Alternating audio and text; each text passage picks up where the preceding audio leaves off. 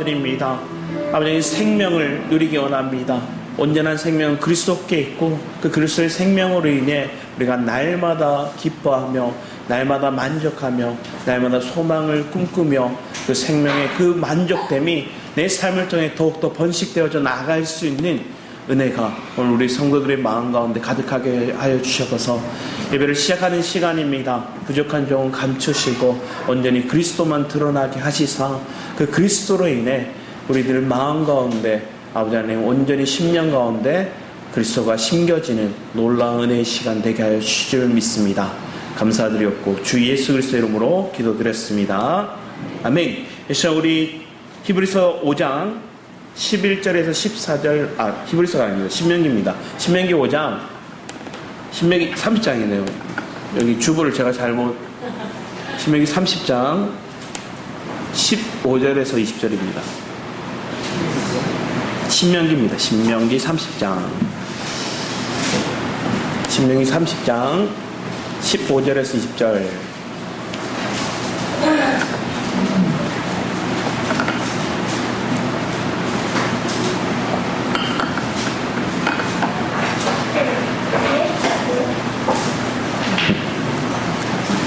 신명기 30장 15절에서 20절. 제가 한 절 읽고 여러분 한 절 교독하며 읽겠습니다. 보라, 내가 오늘 생명과 복과 사망과 할을 내 앞에 두었나니 내가 오늘 내게 명령하여 내 하나님 여호와를 모든 길로 행하여 그의 명령과 규례와 법도를 지키라 하는 것이라. 그리하여 내가 생존하여 또 내 하나님 여호와께서 내가 자자하여 내게 복을 주실 것이니라. 그러나 내가 만일 마음을 돌이켜 듣지 아니하고 유혹을 받아 다른 신들에게 절하고 그를 섬기면 내가 오늘 너희에게 선언하노니 너희가 반드시 망할 것이라. 너희가 요단을 건너가서 사자를 땅에서 너희에게 잃지 못할 것이라. 내가 오늘 하늘과 땅을 불러 너희에게 증거를 삼노라. 내가 생명과 사망과 복과 저주를 내 앞에 두었은즉 너와 내 자손이 살기 위하여 생명을 택하고 내 하나님 여호와를 사랑하고 그의 말씀을 순종하며 또 그를 의지하라. 그는 내 생명이시요 내 자손이시니 여호와께서 내 조상 아브라함과 이삭과 야곱에게 주리라고 맹세하신 날에 내가 보존하리라. 아멘. 오늘 말씀의 제목 생명을 택하라 이 말씀입니다. 생명을 택하라는 말씀의 근원 속에서 보면 오늘 장면의 그 내용들은 신명기 말씀은 여러분 아시다시피 모세가 마지막으로 이 백성들에게 주는 메시지죠. 여러분이 만약에 자식들에게 아니면 내가 사랑하는 배우자에게 마지막으로 남기시고 싶은 말이 있다면 어떤 마음을 줄까요? 내 인생에서 가장 귀한 것이 무엇인지, 내가 무엇을 선택해야 영원한 것인지, 그리고 그 선택으로 인해서 내가 지금 어떠한 길을 가는지에 대한 확신을 가지고 그들에게 전하겠죠.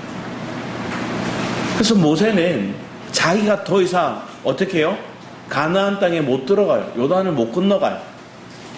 그러니까 나머지 이 이스라엘 백성들, 그들이 가나안에 들어가야 되고 그들이 더 이상 엄청난 위대한 지도자 그 모세가 함께하지 않는다는, 내가 그들을 더 이상 돌보지 못한다는, 그들에게 메시지를 전할 수 없는 그 상황.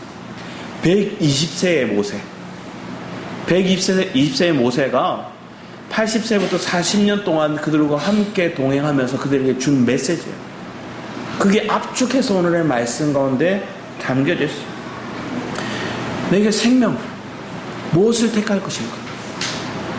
내가 생명을 택하라 하고 그들에게 마음을 주는 것들을 보게 됩니다.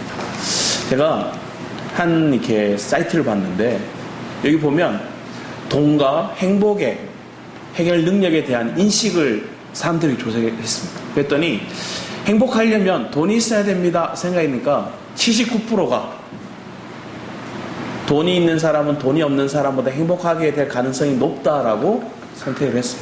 79%가. 그리고 대부분의 일은 돈으로 다 해결할 수 있다. 돈으로 다 해결할 수 있다. 대부분의 일들은 돈으로 다 해결할 수 있다 생각하는 사람이 71%입니다.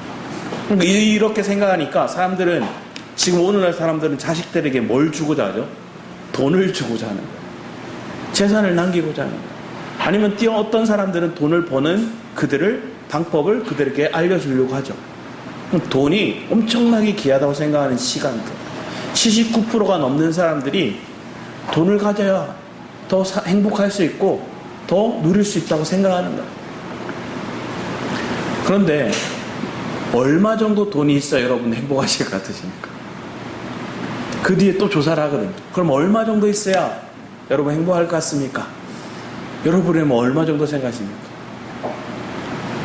이 자리에서 말하기가 이렇게 어려워 보이십니다. 왜냐? 내가 그 돈이 있지도 않고 있을 것 같지도 않고 그걸 말한다면 또 나도 돈을 추구하는 사람처럼 보일 것 같아서. 그런데 뒤에 조사를 보니 이 정도 나왔어요. 평균 13억 7천만 원.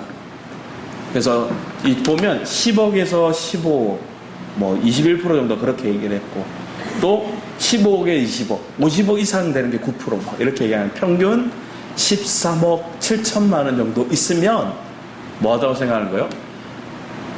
돈 걱정 없이 살 수 있다. 행복하다. 이렇게 생각한다고 얘기를 합니다. 서울에 많은 자가를 가지신 분들은 이미 행복하겠죠. 그런데 우리가 봤을 때 그렇지 않아.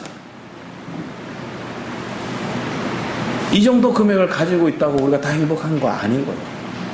이 정도 가져야 된다고 사람들은 지금 기준이 마음을 가지고 그들은 선택하고 그들은 말하고 있지만, 여전히 이 금액을 가지고 있는 사람이 엄청 많이 있음에도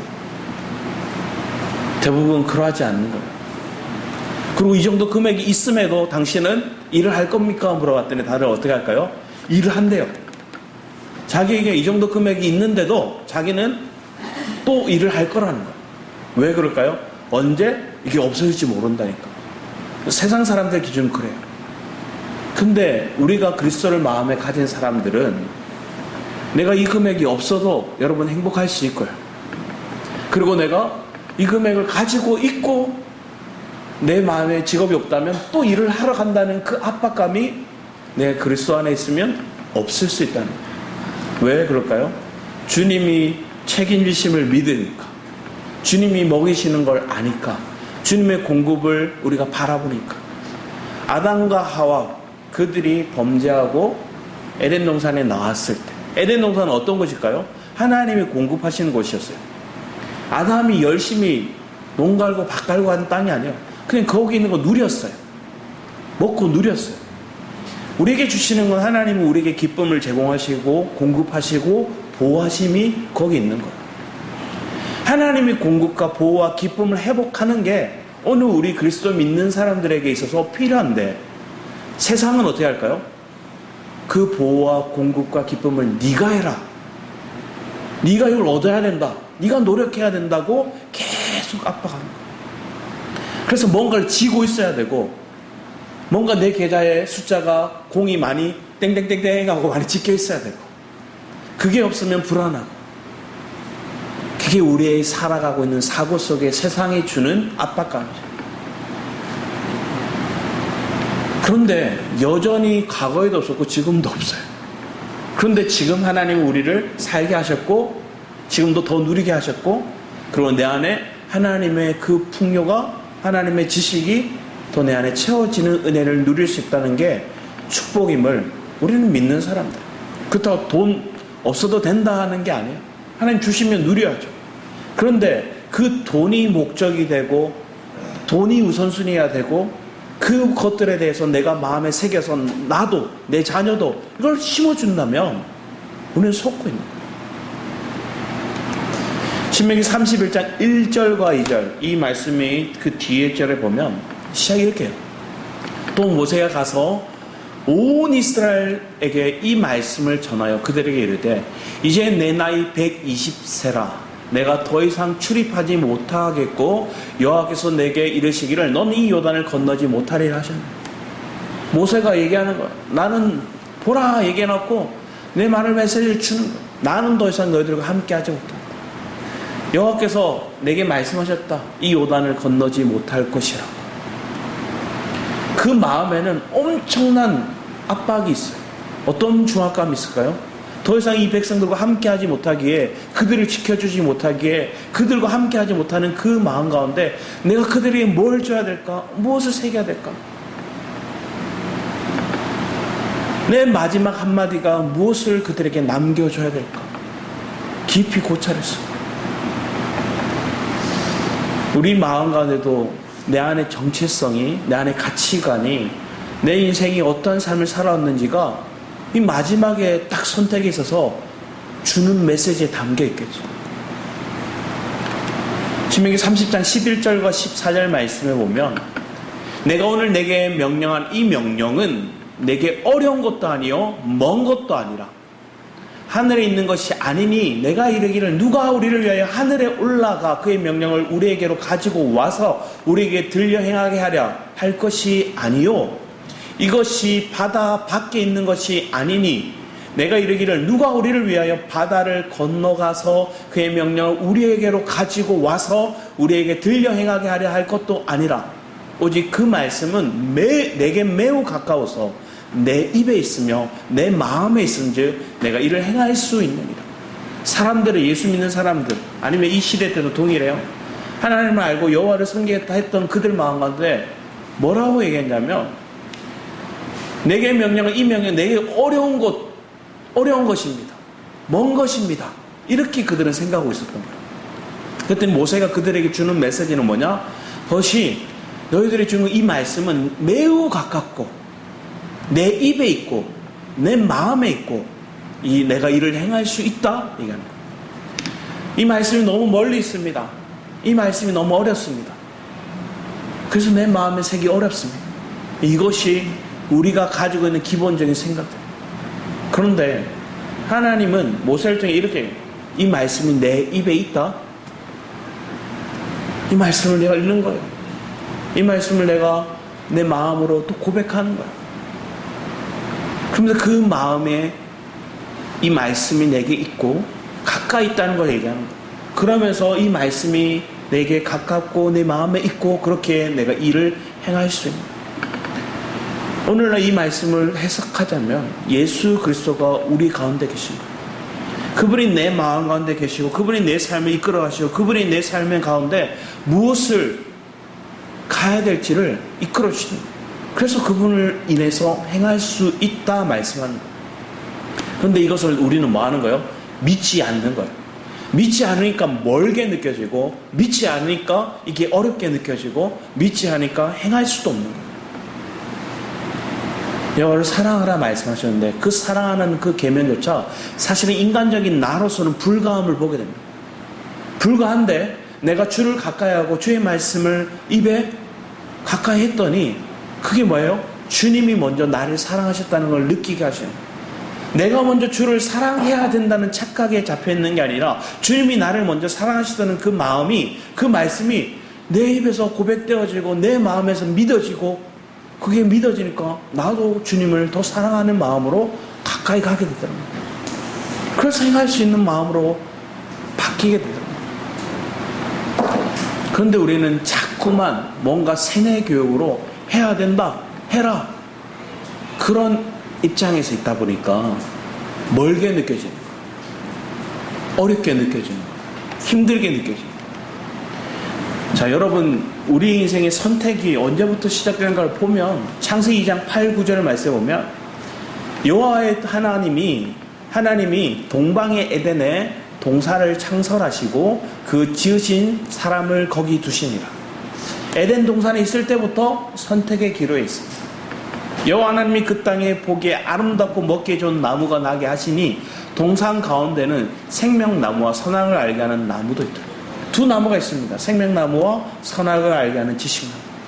이 두 나무의 선택, 무엇을 선택했습니까? 우리가 알듯이 그들은 지식, 선악을 알게 하는 나무를 선택해서 먹게 됩니다. 창세기 4장 9절 말씀에 보면 에덴에서 쫓겨났고 해산의 쑥을 통해 가인과 아벨을 낳습니다. 두 아들이죠. 그런데 두 아들이 제사를 드리는데 한 아들은 곡식을, 농사에서 곡식으로 제사를 드렸고 한 아들 아벨은 피의 제사를 드립니다. 양을 드립니다. 그런데 하나님께서 누구의 제사를 받으세요? 아벨의 제사를 받으세요. 그 일로 인해 가인의 마음 가운데 화가, 분노가, 그리고 그는 그 아들, 그 동생 아벨을 죽이게 되죠. 그리고 하나님께서 여호와께서 가인에게 불러서 얘기합니다. 그게 4장 9절이죠. 여호와께서 가인에게 이르시되 내 아우 아벨이 어디 있느냐? 주님 모르실까요? 몰라서 이렇게 질문하실까요? 아벨 어디 있니? 이렇게 물어요. 혹시나 여러분 자녀들한테 얘기할 때 자녀를 딱 불러놓고 해요. 다 알지만 너 이거 언제 이거 했어 안 했어? 물어봐요. 왜 물어봐요? 애들은 했다고 뭐 자기가 또 아니면 안 했다고 막 얘기해요. 근데 우리 부모는 대부분 질문할 때 이미 뭐 하고 있어요? 알고 질문하는 거예요. 왜 그렇게 얘기할까요? 기회를 주는 거예요. 선택하도록. 그 선택의 기로는 뭐예요? 자기가 잘못을 시인하고 용서를 구하고, 아니면 두 번째 선택은 뭘까요? 끝까지 고집을 피우고 변명하고. 근데 그 길의 선택에 있어서 우리는 대부분 후자를 선택할 때가 많아요. 가인이 그 선택을 합니다. 그가 이르되 내가 알지 못하나이다. 내가 내 아를 지키는 자니까. 더 심하게 하면 자기 동생 죽여놓고 숨겼어요. 땅에 묻었어요. 그래놓고 뭐 하는 거야? 내가 내 아우 지키는 사람입니까? 내가 어떻게 합니까? 하나님이 모를 것처럼. 대부분은 알고 있어요. 대부분은 뭘 했는지 아는 거예요. 저희 딸에게도 큰딸이 이제 EBS 강의를 보거든요. EBS 강의를 이렇게 봤다고 얘기를 했는데, 봤더니 나중에 보니까 뭐 했어요? 유튜브도 봤어요. 너 유튜브 봤나니까 아니 안 봤어. 다 아는데 우리는 뭐예요? 순간적으로 그 위기를 모면하기 위해서 나도 모르게 뭘 하는 거예요? 안 봤어 얘기하는. 너 솔직히 얘기해. 또 기회를 줘. 근데 우리는 선택에 있어서 자꾸만 오류를 범하는 거야. 이거는 누가 가르쳐 준 것도 아닌데 자기가 바로 나오는 거예요. 그러면 이걸 여러분도 하셨어요. 저도 했어요. 우리 모두가 그런 선택을 하게 됐어요. 나도 모르게 오류를 범하는 선택을 자꾸만 했던 거예요. 실패를 반복하는 선택을 너무 많이 해왔어요. 그러니까 이 신명기 말씀을 모세가 그렇게 간절하게 줬는데도 사실은 이 메시지를 받아들인 이스라엘 백성들이 실패해요. 우리가 본문을 봤듯이 본문 말씀 보면 이렇게 나오잖아요. 16절 말씀 보면 곧 내가 내게 명령하여 내 하나님 여호와를 사랑하고 그 모든 길로 행하며 그의 명령과 규례와 법들을 지키라 하는 것이라. 그리하면 내가 생존하며 번성할 것이요 또 내 하나님 여호와께서 내가 가서 차지할 땅에 내가 복을 주실 겁니다. 주님 분명히 생명과 복에 대해서 메시지 줬어요. 여호와를 선택하라. 생명을 택하라. 그런데 그들은 뭐예요? 그걸 듣지 아니하고 유혹을 받아서 다른 신들에게 절하고 그를 섬기며 내가 오늘 너희에게 선언하노니 너희가 반드시 망할 것이라. 내가 요단을 건너가서 차지할 땅에 너희의 날이 길지 못할 것이라. 근데 심지어 주님 오래 참으셨어요. 여러분 마음 가운데 유혹을 받고 다른 신들에게 절하고 잘못된 선택을 하는 거 많이들 합니다. 근데 그 선택의 오류를 통해서 우리의 마음 가운데 돌이키라는 거, 다시 한번 점검해보는 거. 하나님, 내 안에 무엇을 분명히 선택해야 됩니까? 내 안에 무엇을 붙잡아야 됩니까? 아담과 하와도 선택에서 실패했고 가인에게도 심지어 살인이라는 엄청난 비극적인 일을 벌렸음에도 주님 기회를 주시는 거예요. 네 아우가 어디 있니? 엎드리라는 거예요. 주님 잘못했습니다. 잠언 14장 12절 말씀에 보면 어떤 길은 사람이 보기에 바르나 필경은 사막의 길이라. 우리가 이게 좋은 길이다, 바른 길이다 생각했던 그 길이 사망의 길이었던 거예요. 이런 선택으로 사망의 길을 선택하고 계속 왔던 거예요. 그러니까 망하기도 하고 실패를 경험하기도 하고 갈등이 오기도 하고. 근데 그 선택에서 주님은 우리에게 자꾸만 돌이킬 수 있는 기회, 바른 길들을 우리에게 주시는 것들이 우리에게 축복이죠. 그러면 주님은 어떤 길을 우리에게 제시하십니까? 마태복음 7장 13, 14절 말씀에 우리 같이 한번 읽어볼까요? 시작. 좁은 문으로 들어가라. 멸망으로 인도하는 문은 크고 그 길이 넓어 그리로 들어가는 자가 많고 생명으로 인도하는 문은 좁고 길이 협착하여 찾는 자가 적습니다. 좁은 문으로 들어가라 얘기합니다. 멸망으로 인도하는 문은 넓고 크고 화려해 보이고 그래요. 근데 생명으로 인도하는 문은 좁고 길이 협착하여 찾는 자가 적습니다. 왜 그럴까요? 세상 사람들이 보기에 좋은 것들이 사단이 이미 다 깔아놓고 있거든요. 사단은 우리의 마음을 알아요. 우리가 무엇에 유혹받을지 안다는 거예요. 무엇에 마음이 요동칠지를 안다는 거예요. 그래서 그 길을 다 화려하게 만들어 놓고 이것이 참된 길인 것처럼 바른 것처럼 선택하게 만드는 거예요. 근데 주님은 우리에게 좁은 문으로 들어가라 얘기하십니다. 여러분, 그 좁은 문, 좁은 길로 우리가 선택하고 나아가는 믿음의 여정이 오늘 이 시간, 이 자리에 있는 거예요. 여러분, 생각해 보세요. 넓은 길, 여러분 선택할 수 있는 길이 많아요. 집에서 편안하게 더운데 수박 먹으면서 에어컨 틀어놓고 누워 계실 수 있어요. 아니면 주중에 못 봤던 드라마 넷플릭스 틀어놓고 보실 수 있어요. 근데 그거 선택하지 않고 오늘 말씀의 자리에 왔다는 게 여러분 축복임을 믿습니다. 그 걸음 속에 여러분 마음이 먼저 내가 무엇을 선택했나? 버스, 날도 더운데 버스 타고 가기 귀찮은데, 지하철 사람도 많은데. 그런데 여러분 마음 가운데 주님을 선택하고 그 말씀을 선택할 수 있는 길이 있다는 게 축복이죠. 그래서 여러분 그 갈등에서 먼저 이기신 자로 여러분 생명을 택했음을 축복합니다. 우리가 요한복음 10장 9절 10절을 이렇게 얘기합니다. 내가 문이니. 우리가 좁은 문이라 얘기했지만 그 문은, 우리가 선택한 그 문은 그리스도신 거예요.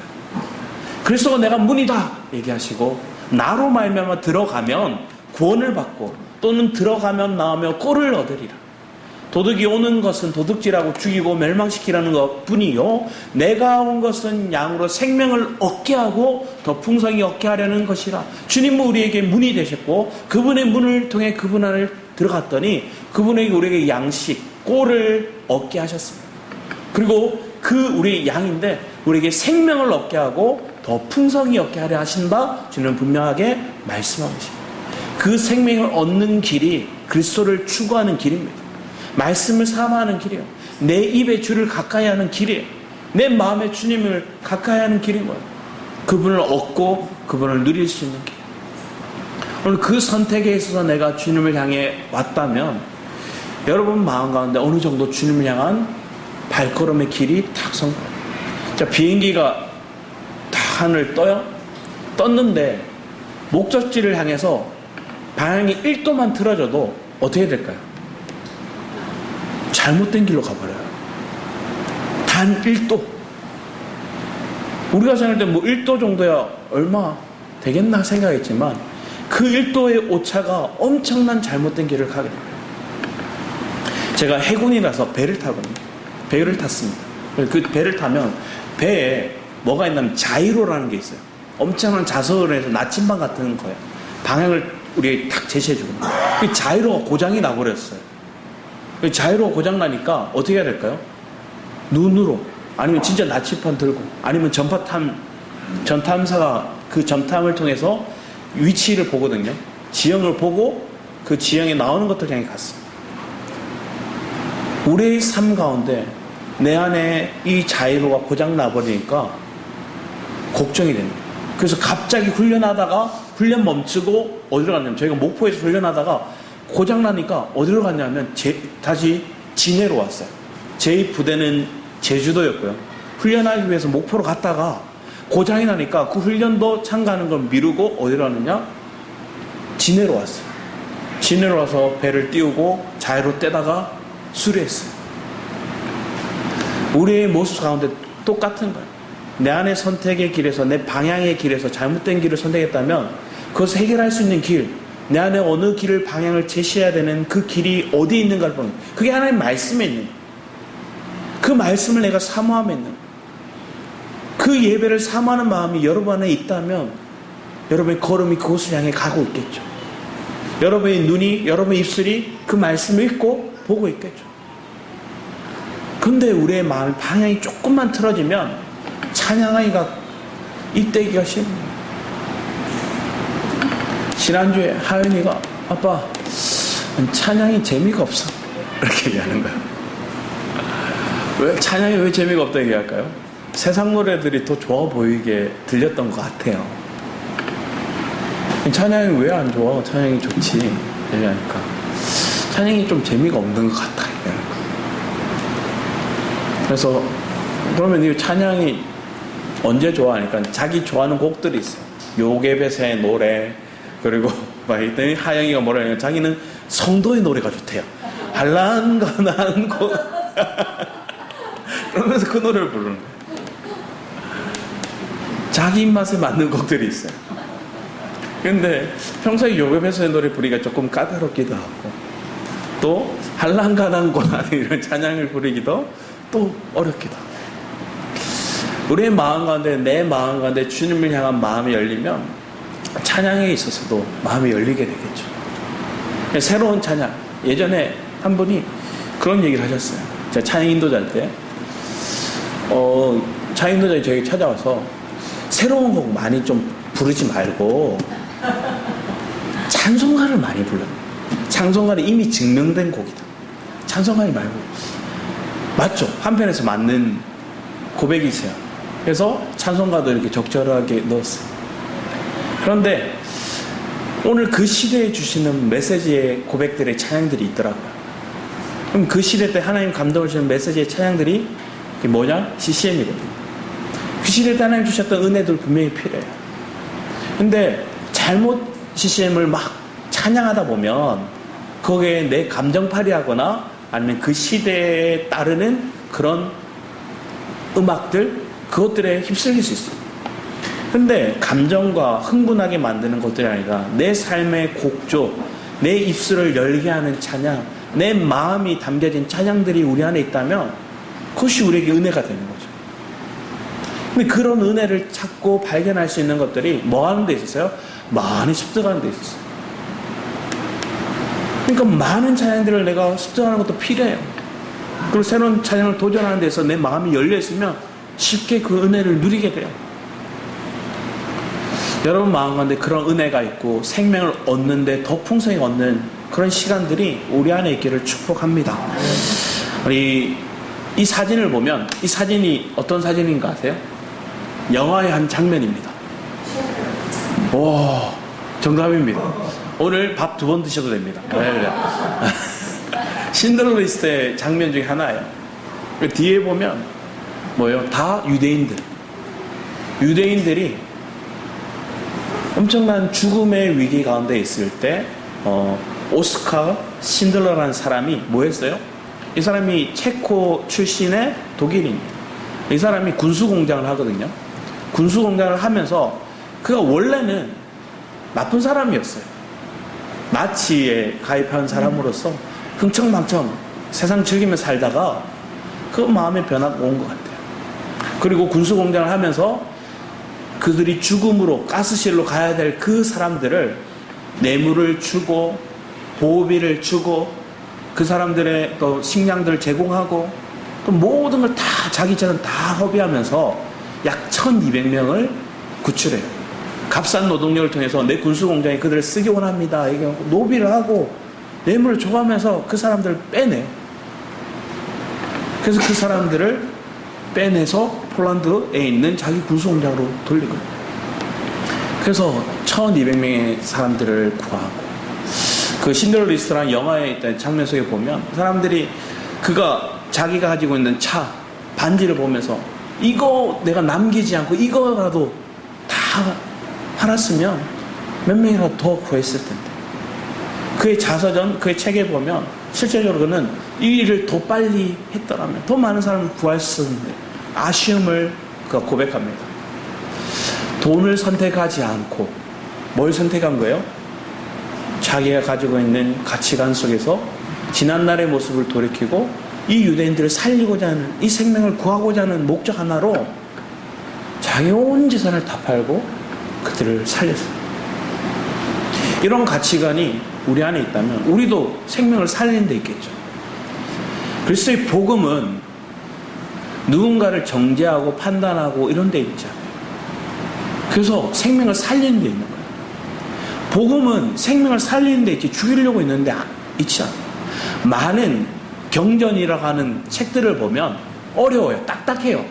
그래서 그걸 딱 읽고 외우고 막 하다 보면 뭐 하는 것 같아요? 좀 있어 보여요. 경전을 읽고 맹자, 노노 뭐 이런 것들을 그들의 글들을 막 고백하면 우리가 사람들이 대단한 것처럼 보여요. 뭐 우리나라에도 돌 김용옥 선생을 보면 많은 거 얘기하잖아요. 심지어 성경까지 막 얘기해요. 근데 그 풀에 생명이 있나요? 생명이 있다고 느끼지는 못했거든요. 지식만 가득한 것처럼 보이거든요. 그리고 그 지식대로 살지 못하고 있는 기독교인들을 오히려 비난하고 사람이 있어요. 자, 말씀대로 살지 못하는 우리의 잘못도 분명히 있습니다. 말씀을 생명으로 누리지 못하는 우리의 모습 속에도 온전치 못함이 있습니다. 근데 그것을 판단하고 정죄하고 지적하여서 그들은 잘못해서 그는 옳지 않아, 그래서 그들은 틀려 먹었어 얘기한다면 이 땅에서 구원받을 자가 누가 있습니까? 없어요. 목회자도 마찬가지. 근데 우리의 모습 속에서 하나님은 우리에게 생명을 존귀히 여기는 거예요. 생명을 그들에게 얻게 하기 원합니다. 생명을 주고자 하시는 거예요. 기꺼이 십자가에 못 박히더라도, 자신은 죽더라도, 자신은 고난받더라도, 자신은 손가락질 받고 침뱉음을 당하더라도, 조롱 섞인 그 모든 상황 속에서도 예수 그리스도의 목적은 뭐였어요? 저들을 살리고자 하는, 저들을 구원하고자 하는 데 있어요. 여러분 마음 가운데 이런 마음이 있다면 나는 내 자녀를 살리고자 한다는 거예요. 기꺼이 내 마음을 그들에게 주고자 하는 거예요. 예전에 그 오스트리아 빈에 한 의사가 있었어요. 제멜 바이스라는 의사가 있었어요. 이 사람이 산부인과 의사였어요. 1840년도 경이었거든요. 그런데 산모들이 10명 중 하나가 애를 낳고 나면 고열로 인해서 죽는 거예요. 이 산모들이 죽는 걸 보니까 10명 중에 한 명이 죽으니까 얼마나 끔찍해요. 그러니까 왜 그럴까 연구를 하기 시작했어요. 근데 그 애가 내린 결론 중에 하나는 뭐냐, 의사들이 산모들을 진찰하고 갈 때 손을 제대로 안 씻는다는 거예요. 많은 의사들이 시체를 만져요. 해부학을 하니까 시체를 만지고, 그러고 물로 대충 씻고 와서 산모들을 진찰하고 또 수술에 들어가고 하는 거예요. 그때 당시에는 세균에 대한 어떤 학식이나 그런 논문들이 별로 있지 않았어요. 거의 확립되어 있지 않았어요. 그러니까 이 사람이 의사가로서 자기가 봤더니 의사가 손만 씻어도 저들이 살 건데, 그래서 자기가 그래서 그 연구를 통해서 했더니 10명 중에 1명 죽던 게 100명 중에 1명은 확실히 바뀌더라고요. 자, 자기는 확신에 찼어요. 확신에 찬 메시지를 사람들에게 전했어요. 의사들에게 얘기하는 거예요. 우리가 손을 잘 씻어야 된다. 근데 손을 씻는 물로만 씻지 말고 염소로서 손을 깨끗하게 씻고 만나야 된다. 진찰해야 된다. 그랬더니 의사들 그 시대 때 반응들이 어떻게 됐을까요? 미친놈 취급했어요. 그리고 지금까지 그러면 산부인과 의사들은 뭐하는 거야? 내가 그러면 저 산모들 죽였다는 건가?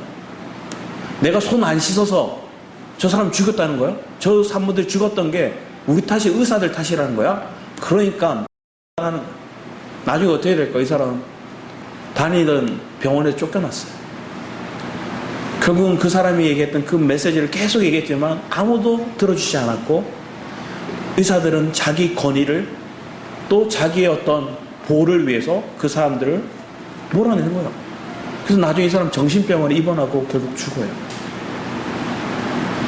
인간적으로 볼 때는 비참한 죽음이었지만 나중에 세균에 대해서 논문이 나오고 연구하게 되고, 실제적으로 의사들이 손을 씻어야 되는, 염소로 깨끗이 씻어야 되는 그것에 대해서 발견하게 되는 거예요.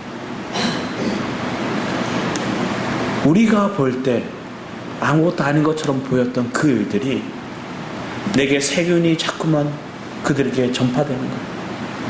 의사로서 자기들은 생명을 살린다, 생명을 잉태하게 한다, 산모의 건강을 지킨다 생각했지만 그들은 손을 안 씻고 자꾸 산모들을 진찰하고 수술에 들어감을 통해서 오히려 그들이 뭐 한 거예요? 산모들을 죽이게 만들었어요. 오늘날 복음도 그래요. 오늘날 교회도 그래요. 우리는 복음을 가지고 예수 그리스도 구원의 복음을 전한다 얘기했지만 많은 교회로 인해서 안 믿는 사람들이, 불신자들이 왜 교회 안 가는가 조회했더니 제일 첫 번째가 뭐냐? 안 믿는 니들 꼬라지 보기 싫어서, 니들이 똑바로 안 살아서 내 교회 안 간다 이렇게 얘기하는 거예요. 두 번째가 11조 때문에 안 간다. 첫 번째 뭐예요? 믿는다고 얘기하는데 저 사람 똑바로 안 산다. 믿는 자들 중에서 교회를 떠난 사람들 1순위가 뭘까요?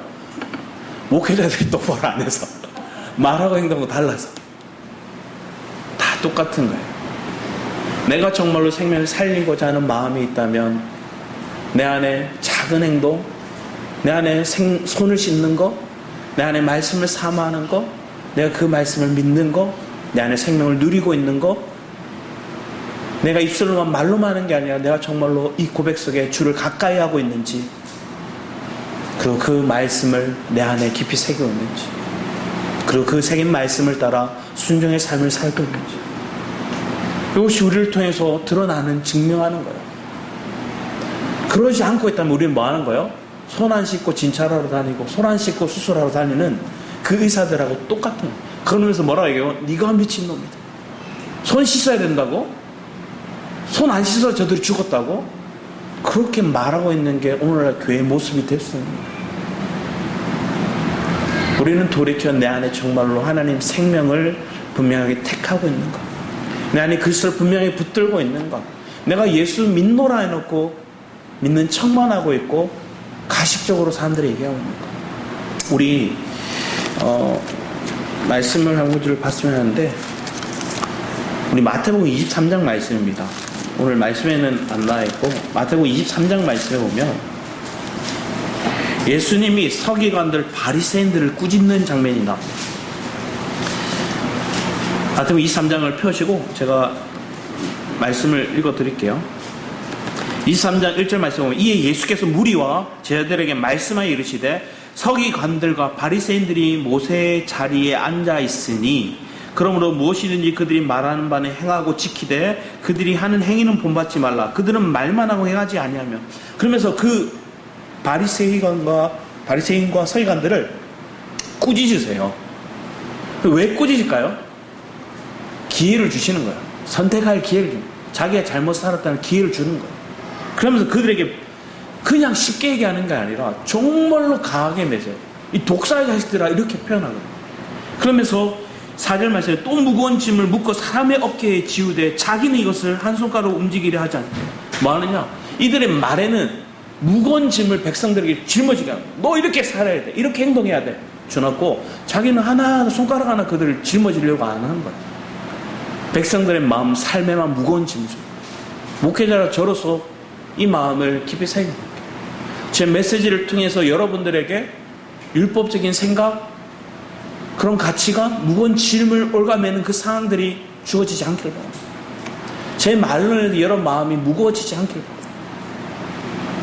그걸 해놓고 나는 편하게 있다면 그게 거짓된, 그런 삶을 사는 게 지금 오늘 서기관들과 바리새인들이라 주는 얘기를 해놓고, 그러면서 얘기하는 게 쭉 얘기하는 장면 속에서 화 있을지언정 얘기합니다. 13절에 화 있을진저 외식하는 서기관들과 바리새인들이여, 너희는 천국 문을 사람들 앞에 닫고 너희도 들어가지 않고 들어가는 자들도 들어가지 못하게 하는 거예요. 천국 들어가는 문을 닫고 있고 너희도 들어가지 않고 막고 있는 게 너희들이다 이렇게 합니다. 오늘 교회와 오늘 우리에게 주는 메시지와 큰 차이는 없는 듯해요. 그리고 또 뒤에 있습니다. 15절에 화 있으신저 외식하는 서기관들과 바리새인들이여, 너희는 교인 한 사람을 얻기 위하여 바다와 육지를 두루 다니다가 생기면 너희보다 배나 더 지옥 자식이 되게 하는 거예요. 전도해놓고 많은 거예요. 지옥 자식 만들고 있다. 이 장면입니다. 16절에 화 있으신저 눈먼 인도자여, 너희가 말하되 누구든지 성전으로 맹세하면 아무 일 없거니와 성전의 금으로 맹세하면 지킬지라 하는, 한마디로 돈으로 교회에 처발랐다 이라는 거예요. 돈으로 금으로 화려하게 만들어 놓고 그게 다인 것처럼, 그게 화려한 것이 신앙생활인 것처럼 만들어 놓았다 이건. 그러면서 뭘 요구했을까요? 헌금을 강요하는 거예요. 돈 내라. 심지어 카톨릭도 그랬어요. 카톨릭도 면죄부를 막 하는 거예요. 왜 그랬어요? 그들이 얘기하는 화려한 건물 짓기 위해서. 건물 지으려고. 우리가 타락하는 이유는 눈에 보이는 것들이 잡혀서 그런 거예요. 보이지 않는 세계를 붙잡고 믿고 그 세계를 꿈꾸며 나가는데, 사람들은 그 보이지 않는 하나님의 말씀을 자기들이 생각하는 보이는 세계로 만들려고 해요. 그리려고 해요. 그러다 보니까 그들이 그것을 만들 수 있다 생각해서 그들이 얘기하는 성전, 그들이 얘기하는 예배당, 그들이 얘기하는 그림, 동상 막 이런 거 만들어 놓고 그거에 매혹되게 만들어요.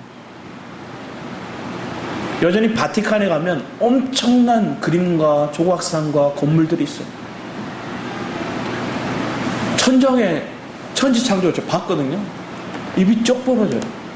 이걸 어떻게 그랬지?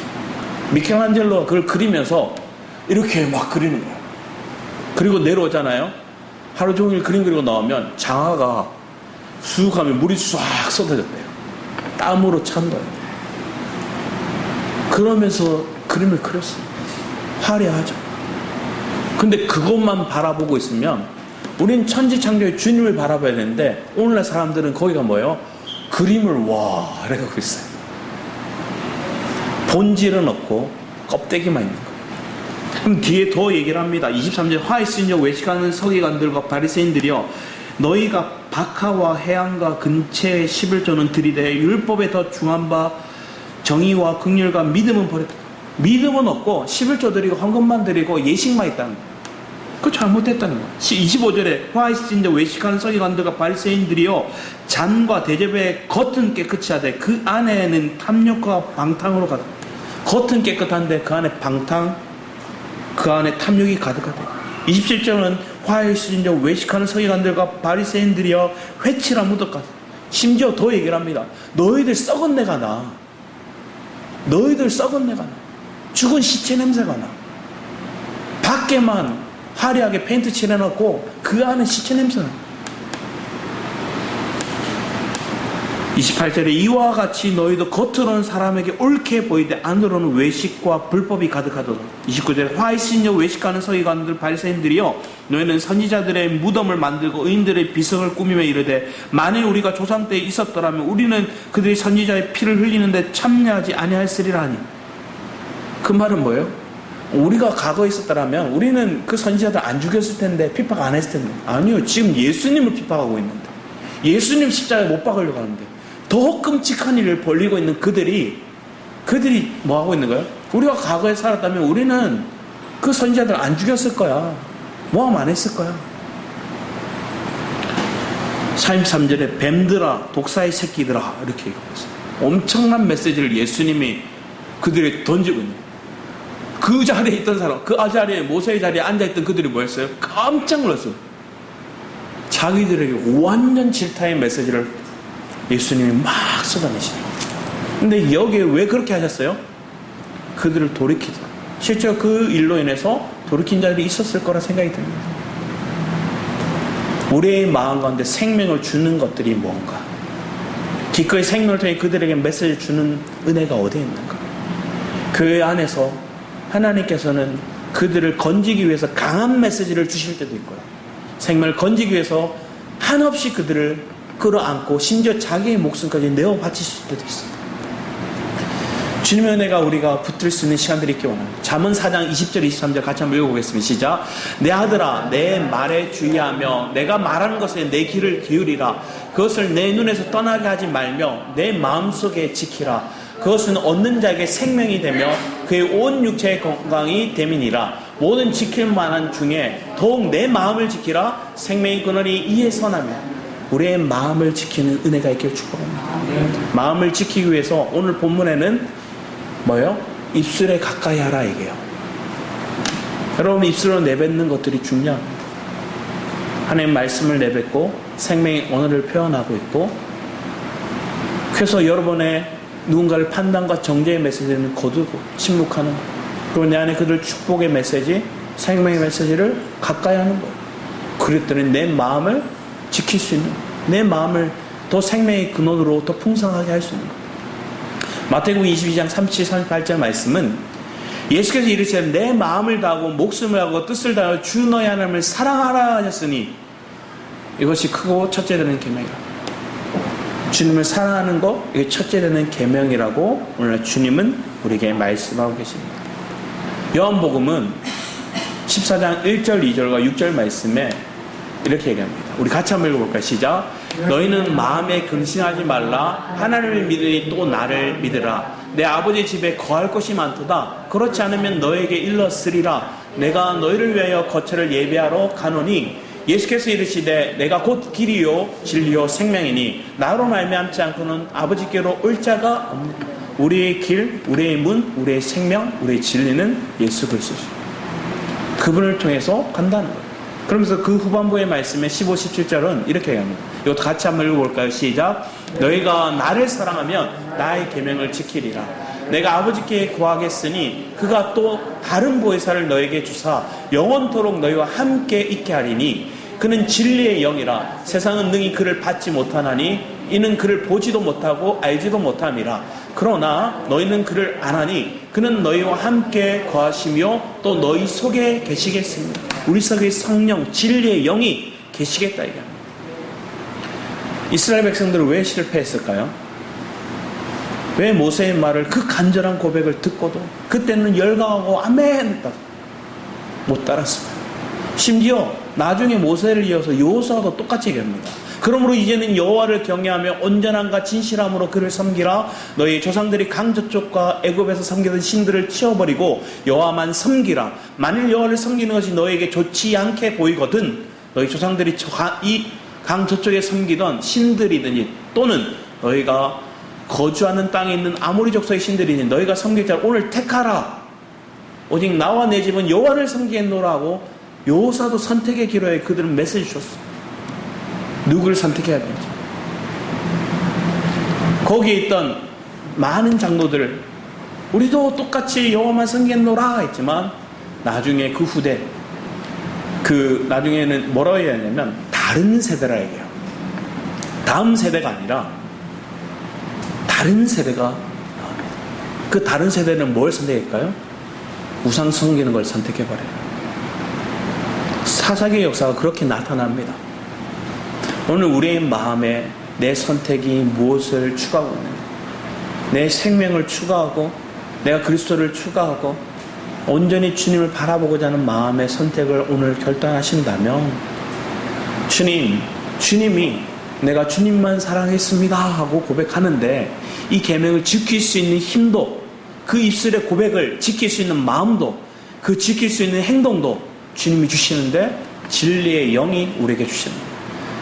그 성령이 우리와 함께 하심을 그것을 고백을 행할 수 있도록 그 마음을 붙들 수 있도록 오늘 그 여러분 마음 가운데 생각을 지킬 수 있는 은혜가 저 여러분 삶 가운데 있기를 축복합니다.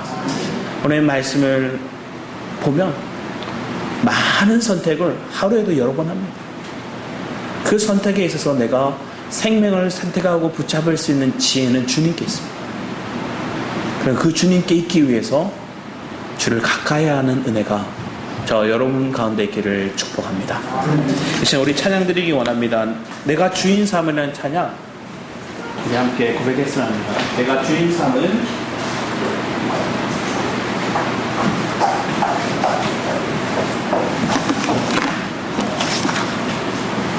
내가 장업 주인 삼은 찬양과 우리 뒤에 곡 두 곡 함께 불렀습니다.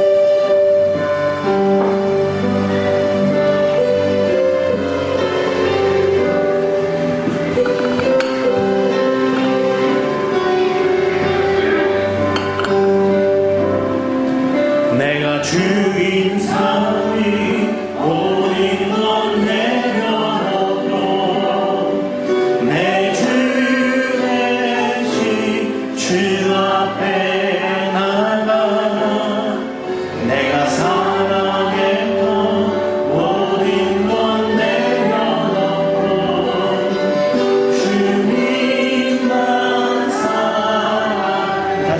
내가 주인 삼이 내가 주인 삼이 모든 건 내려놓고 내 주 대신 주 앞에 나가 내가 사랑했던 모든 건 내려놓고 주님만 사랑해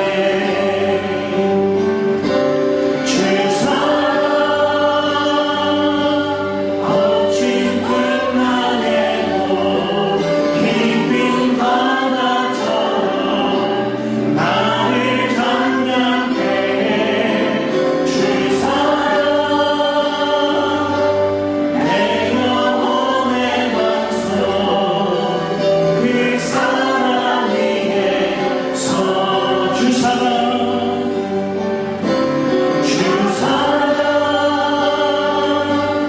거친 풍랑에도 깊은 바다처럼 나를 장량케 해 주 사랑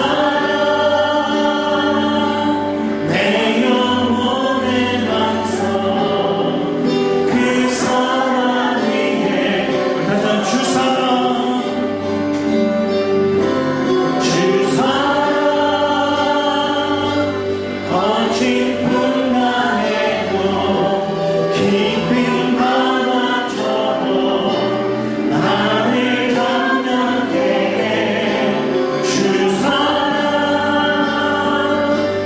내 영혼의 반석 그 사랑 위에 서리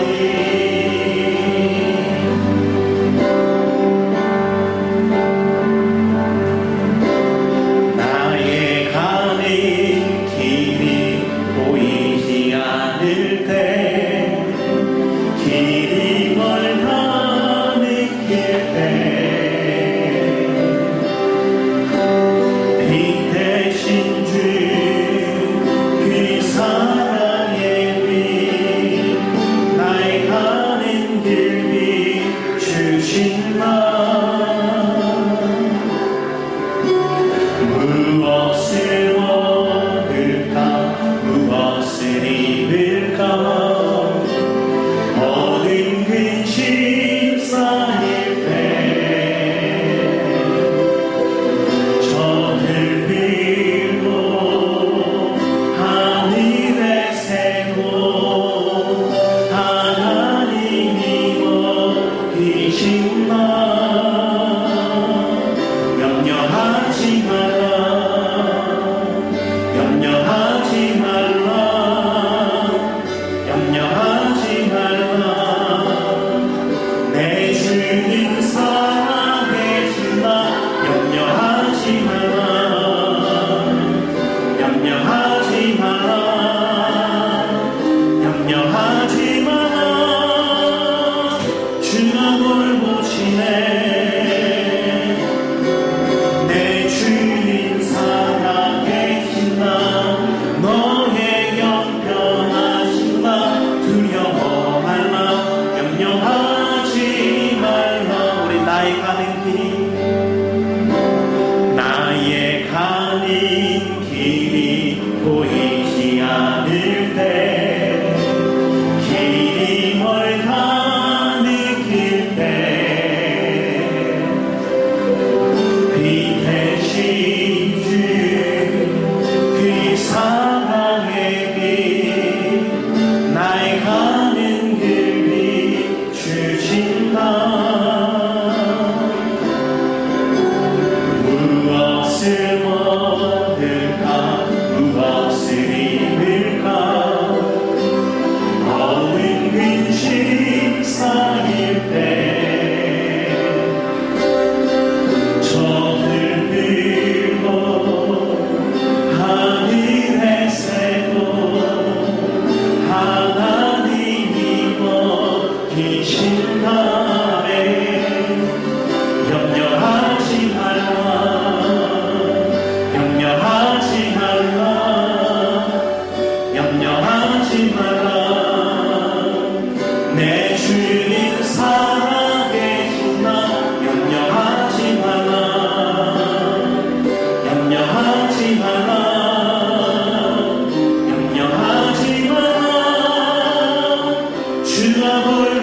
보시네 내 주님 살아계신 나 너의 영변하신 나 두려워 말라 염려하지 말라 염려하지 말라 염려하지 말라